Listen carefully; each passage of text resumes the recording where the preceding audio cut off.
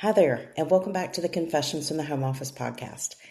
I'm Wendi Hill, and each week I bring an episode to you about marketing or stories about working from home. I've been working from home now, running my marketing agency for 20 years, so there's always a story to share. And today I want to share a few things about mindset, especially for business owners and especially for business owners who work from home. Whether you're just starting your business ownership adventure or you've been at this for a while now, having the right mindset can make all of the difference. And so, what do we mean about mindset? You may be thinking, has Wendy been reading too many self help books recently? And I'll admit, a few years ago, I thought mindset was kind of woo woo and maybe just a little out there. Maybe we should just keep our head down and plug away. But then when you really start going through some things and you think about what works and what hasn't worked and what's helped move you forward and what hasn't, mindset's kind of that topic that keeps popping up. So if you say, well, what really is mindset? In simple terms, it's kind of all the beliefs and the thought patterns that shape how you perceive the world and how you respond to hard things and when challenges come up. Having a positive and growth-oriented mindset is really important. I want to walk you through 6 key mindset shifts today that can lead to greater success. The number one is reframing failure as a catalyst for growth. So one of the biggest mindset hurdles many business owners face is the fear of failure. You know, those thoughts that creep into your head if you've had a rough conversation, a rough meeting, less sleep than you need to, or you're just kind of feeling run down. We've all been there. It can really be paralyzing, preventing you from taking risk or trying new things. But what if you reframe that fear? And when I say reframe, like what if you look at it from another angle? What does that mean? Instead of viewing failure as a negative outcome, try to start seeing it as something you can learn from and grow from instead of just kind of sitting around in the mess. So I was doing some research on some companies that have had problems in the past and ended up being really successful. And one of them is Airbnb. So the founders couldn't get any type of traction renting out air mattresses in their apartment. The idea was kind of weird and seemed odd to people, and bookings were slow. But instead of giving up, they talked to people, they got feedback, they improved their platform, and they worked on their messaging. And they even went door to door in New York, taking professional photos for hosts to boost their listing quality. And they kept working and working, and the persistence and the willingness to just adjust and make some changes turned that idea that was really struggling into a global brand. Now, I want you to think about your own business. Maybe you launched a new service, maybe you ran a promotion, maybe you opened another location, or even opened a brick and mortar after you've been working from home, and it just didn't perform the way it expected. That's not failure, that's really feedback. I want you to think about what worked, what didn't work, and what you can improve. So growth often comes not from getting it perfect the first time, but being flexible and being open and not having blinders on, trying to learn and learn quickly and trying it again with more clarity. The second mindset shift is going from I can't talk today, going from perfectionism to good progress. So a lot of people get stuck in the trap of perfectionism. So thinking everything has to be completely flawless before they launch a product or a service. And this really can lead to procrastination. And I want you to think about going from being perfect to progress. And if you hear that noise in the background, my psycho printer just decided to start printing things from several days ago. So I apologize. I want you to think about a business owner who has a great app idea and they just keep delaying the release because they want it to be perfect. And if you can release something that works and works well and try to get feedback from users, this could make the app even go further. I also want you to think about all these people who are out creating courses. So, they may delay the launch because they need just one more module, or are the graphics exactly the way they should be? Really? Will you have less of an impact by spending more time on things people probably won't even notice? I doubt it. I recommend that you set small goals. Instead of aiming to launch a huge, perfect website, maybe you just first launch a simple landing page and think, I did that. I checked it off. This helps you build momentum, gives you a little more confidence. You start to feel better when you start checking things off. And give yourself deadlines. The worst thing you can ever say is, oh, after the holiday weekend, I'm going to dig back into it and get to it over the next couple of weeks. No, just carve out some time in the next day or so and get it done. So here's the third mindset shift, moving from isolation to connection. Working from home can feel really lonely, especially when you're a business owner and you're not part of a company team and you don't have regular people that you're checking in with all the time. I've had to work really, really hard at this. I've worked at home for years, clients to talk to, of course. My children were here with me when it was just the three of us living here. And so there was always something to do, always something going on. But you need a network of people you can talk with, ask questions to, vent to here and there, and just be there for each other. I've had to make building a network a priority because it's not something that naturally I want to do. That includes staying in touch with people regularly, making new connections, and then staying in touch with those new connections. You really need to build a network and seek support, and it will give you some motivation and perspectives that you know you've needed. Every time I leave a coffee meeting or a lunch or happy hour with someone that I am friends with, I feel happier. My pace has picked up a little bit and I've learned something. And a lot of times I try to think, is there any way I can get out of this? Maybe I don't want to go. Maybe if I just stay here and work, that would be the best thing that I should do today. But when I make myself go, I always feel better. I'm just naturally more introverted than extroverted. And so this is something I've had to make myself do. And you would think, I have a podcast. I've had a business. How have I made this work? I've had to make myself do a lot of things. Once I start working with people, we have a great relationship, but getting out there and really putting myself out there to make those relationships and take the initiative of meeting new people and exploring new relationships, that's hard for me to do. So if you're thinking about, well, how can I do this? I'm heads down working all day, or I'm busy just working with customers. How am I going to meet anybody else? You could join like an online forum. You could look at meetups online. You could look at Eventbrite. You could attend webinars or workshops in your field. You could go to like a small statewide trade show, regional trade show. You're just really trying to figure out how to expand your circle. And one connection can lead to a collaboration or a referral. And if a client ever has an event and mentions it to you, even if it's something you're not working on and they ask you to go, go. You never know who you might meet. And I've met some good friends through social media. And I know you could think, that's crazy. You're just sending people DMs. Well, if I follow someone and I see we have things in common or we're both liking the same things on Instagram and it's a consistent thing, I've sent people DMs before and I've met some really great friends locally and not locally that way.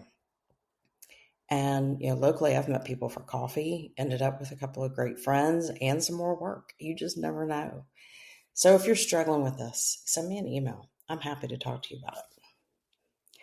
The fourth mindset shift is going from a scarcity to abundance. A scarcity mindset is that belief that your resources like your money, your clients, your opportunities, your time, everything's going away. It's limited. It's short supply. I'm going to lose all my clients. I'm not going to have any money to pay my bills next month. There are no more new business opportunities out there because of the economy. Those are the types of things with a scarcity mindset. When you're operating from this mindset, you might feel like everything is your only shot. This is my last chance to get a client this year. This is the last chance to increase my billings. Or, that someone else's success means less success for you. And it kind of leads you to have these fear-based decisions like, I can't charge this much to this client. They'll never buy off on it, and then I won't have anything. Or I need to say yes to this potential client, even though I see a lot of red flags. Or I don't need to invest in this right now because I need to save that money for bills. When in reality, there's probably not much of that going on. And what is the chance of you losing everything? A lot of times it's very slim. So at the other end of the spectrum is the abundance mindset. It's the belief that there are enough resources, opportunities, and success to go around. Instead of operating from the fear or lack of something, you approach your business with confidence, you're generous, you have more of a long-term perspective with things, and you trust that your skills have value, that the right clients are going to come along when they need to, and growth is possible, even if it's not going to be super fast. So that mindset will show up when you say things like, there's more than enough work for everyone in my industry, and the right clients will value what I offer and be willing to pay for it. Or maybe it's something like, I'm open to collaboration with others. It doesn't take away from my success.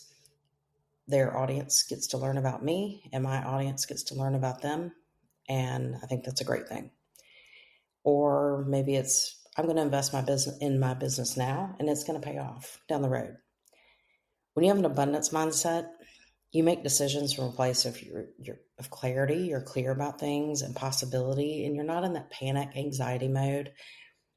You price things confidently. You start to delegate strategically, and you get into a pattern of continuing to do that. And you pursue partnerships and opportunities that align with what you're wanting to do. And you stop comparing yourself to others and focus on what growth looks like for you. But I'll tell you, this is hard to do when there's kids and bills and so many other things going on in your life. And it was tough when it was just the kids and me and single mom and everybody's depending on me. But I promise you, if you will slow down a little, breathe a little, and realize everything's going to be okay, things will start to shift slowly. There is plenty of work out there for everyone. And I'm especially talking to the marketing people out there. Drive down one major road in your town. There's enough marketing clients for a handful of marketing consultants. I promise. So think about this. So let's just take, for example, like two coffee shops. They might see each other as competition. But what if they collaborated on a community event? They could end up attracting more customers than they would eventually individually. And it could be a great thing for both businesses. Supporting others in your industry can benefit too. Maybe you should share resources. Maybe you can cross promote each other's businesses. There's a group of women that if I see a LinkedIn post from them, I share it. If they put out a podcast episode or they're a guest on a podcast, I share it. Are they having an event or are they attending a big event and they're just wanting other people to know about it? I'll share it. Do they have a new course or some type of membership? I'll share it. And we even refer clients to each other if it's not a good fit for us. This doesn't just strengthen your network, but it just enhances your credibility overall. Now let's move on to the fifth mindset shift, from fixed mindset to growth mindset. So I would say a fixed mindset is when you say, I'm good at something, or you're not good at something, and that really won't change. So you might say, I'm just not good with numbers, and you never try to improve. And a growth mindset means that you can learn and get better with effort and practice. Instead of saying, I can't do this, say, I'm not great at this yet, but I'm going to learn. One keeps you stuck, the other helps you grow. Imagine someone who says, I'm just not good at marketing, but with a growth mindset, they would take that challenge as an opportunity to learn. Maybe they take an online course or they talk to an expert to improve their skills. And this also could be someone who says, I'm not good at looking at financial statements. But imagine if you spent an hour or two with someone who is really good with financial statements and they taught you some things and answered your questions. And maybe you watch some YouTube videos because I'm convinced you can learn just about anything on YouTube. And maybe you read a book or two about it. In just a few hours, you would know so much more than you did. And that gives you confidence. Learning is lifelong. Once you reach midlife, if you say there's nothing else to learn, I think you're sadly mistaken. So now let's talk about the sixth and the final mindset shift. And this is called taking the head trash out to the curb, clearing negative thoughts. I really need you to think about clearing out negativity in your life. And I've read this for years. I'm like, this is just self-help crap. I keep seeing this over and over, but it is so true. When you take the trash to the curb each week, if you have trash service, doesn't it feel great to get it out? And then when you know they take the trash away and those cans are empty and you wheel them back up at the house, it's like a new beginning. This is the same thing with negative thoughts and negative people. You really need to remove the mental clutter. the head trash that weighs you down? What are the negative thoughts? What is self-doubt? Who are all the toxic and what are all the toxic influences in your life? They just build up over time and affect your motivation and your focus. So consider a situation where you're constantly surrounded by negative people. Maybe some of your closest friends or your families are not business owners and they're just bringing you down. They're saying you're not going to succeed or something else. Sooner or later, that can start to seep into your own beliefs. Instead, visualize taking out that mental trash. When you eliminate that, there's not much that can hold you back. And I know we all carry a little head trash. So things from our childhood, things from past jobs, things from past relationships, unhelpful thoughts, doubts, and fears that pile up. And if you're tired, hungry, overstimulated, those things can be magnified. And it just makes it harder to focus, grow, and feel confident. So just like taking out the real trash helps keep your home clean, take out the mental trash, and it helps keep your mindset clear and strong. Here's how to do it. First is I want you to spot the trash. What are the kind of thoughts that show up when you feel stuck, overwhelmed, discouraged, tired? And I want you to ask, is this something that's helping me? Or is this something that's kind of keeping me stuck? And when I say these type of things to a friend, like the stuff I've said to myself before, I wouldn't say that to anybody I know. So why am I saying it to myself? I want you to replace the trash with truth. Once you spot it, whether you've had to write it down or you can just remember it, replace it with something more helpful, something that's honest. If you're like, I'm not good enough to do this, I'm learning more, I'm getting better every day, just like what I was talking about a few minutes ago. When don't feel like you're stuck with something. And this isn't being fake or the faking it till you making it. It's just shifting your mindset that keeps you from shutting down. I want you to think about how are you going to practice kind of a daily reset, because just because you take out the head trash on Friday doesn't mean it's not going to creep back in on Saturday. Maybe you need to breathe. Maybe you need to close your eyes and take a cat nap. Maybe you need to pray. Maybe you need to jot down some things on a sticky note. Maybe you need to go to the gym. Maybe you need to take your dog for a walk. Whatever works best for you, but don't spiral down. Don't circle the drain. And think about setting boundaries with all those garbage people in your life. If there's someone that drains your energy, is always complaining, just being negative, makes you doubt yourself. Maybe they make these little comments and you think maybe they don't even realize they're doing it, but it really hurts and it bothers you the rest of the day. You need to figure out how you're going to limit their calls. Maybe those calls are short. Maybe you hide them on social media. I have a lot of people hidden. Start spending time with people who make you feel better, lift you up. Maybe the conversations are lighter. And just because you've been friends with someone forever, if they're really weighing you down, you don't have to continue to be friends with them. Sometimes it's better to move on. And then I want you to celebrate the cleanup. Your mind shift will start changing over time. Give yourself some credit. Taking out the head trash is ongoing. Like I said, it's not one day, it's not 1 week. It's going to take a long time and it may take forever. But every time you do it, you're making space for something better to come in. So mental clutter, it's normal, but it doesn't have to stay. By noticing it, jotting it down, replacing it with something else, setting some boundaries, changing things, you need to stay focused on growth, yourself, and not all the head trash. So just remember that shifting your mindset's an ongoing journey. It takes time and practice. You have to do it again and again and again. But over time, it can impact your success as a business owner. I want you to think about growth and progress and connection and abundance and clear out the head trash. And think about where you are today and then go back in like 6 months and think about how much you've done. You may not be making huge jumps every day, but think about all the progress you've made like over 6 months. And there will be a lot of small ones, but those add up really quickly. Even when I look back on my business from a year ago, it's completely different, which is fantastic. So that's it for today's episode of Confessions in the Home Office. Remember to like, share, follow, subscribe, comment, And the podcast can be found on all podcast platforms. And I'm also on YouTube. And I'll be back next week. Thanks.